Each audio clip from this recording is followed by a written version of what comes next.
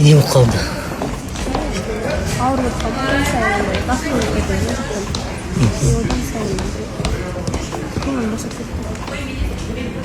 Кім сөзінен босып кетті көңіл? Шерханның сол бағанағы айналып кетіп сол нәрсені айта бересің, осы жерде өзің бірінші сұраған таныстық қой деп өзіңді қызы мысалы өзі бірінші білдірді ғой, өзінің қасындағы қызы сөйтіп отқан кезде не үшін маған ондай реакциясын білдіреді деген нәрсе ойламап қаласың. Жұқа деген көз қарасын жақсы негізі.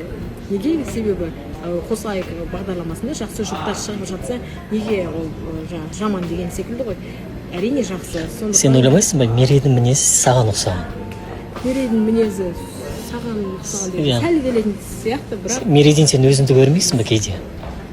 Болады кейде біз адамдар басқа бір адам. Қасына отырған қызы да тура мен сияқты фотпен жүрді, оңдай қарап тұрсам, өзі бірінші сезім білдірді. Бірақ кеп біздің жұпқа алмаймын деген түсініп отырмын да. Түсінікті. Айшырақ, сәлем. Қал жағдайың қалай? Шаш үлгіңде өзгертіпсің, не түрткі болды өзгертуге? Негізі баяғыда бояғым келіп жүрген. Көбісі айтып жатыр, жаңа образ деп. Менің ойымша, Адамнан өзімізді көріп қаламыз. жауап берген кезде кішкене байқалады. Демек, сол қызға сен не айтар едің қазір? Енді Мерейден өзіңді көріп тұрсың ғой, қандай кеңес берер едің? Әпкелік.